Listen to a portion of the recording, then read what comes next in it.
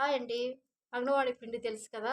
బాలామృతం అంటారు కదా! దాంట్లో చాలా ప్రోటీన్స్ ఉంటాయి. అందరికీ తెలిసిందేనండి. మనం ఇలా గూడా చేసి పెడితే పిల్లలకి చాలా ఆరోగ్యం అనమాట. ఆయిల్‌లో బాయిల్ చేసే వాటికంటే కూడా వాటర్‌లో కొంచెం బెల్లమేసి, ఆ వాటర్‌ని బాయిల్ చేసి, ఆ వాటర్‌ని చల్లారిన తర్వాత తగినంత వాటర్ స్వీట్ తినేవాళ్ళు ఎక్కువేసుకోవచ్చు. తక్కువ తినేవాళ్ళు అసలు ఏసుకోకపోయినా పర్వాలేదు. ఒక మోస్తరుగా అయితే చూసి ఏసుకోవచ్చు. ఈ పిండిని ఇలాగ బెల్లపు వాటర్‌లో కలిపి చిన్న చిన్న ఉండలుగా చేసి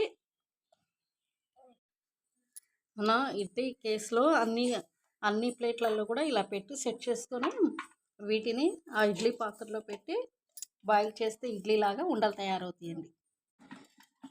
వావ్! సూపర్.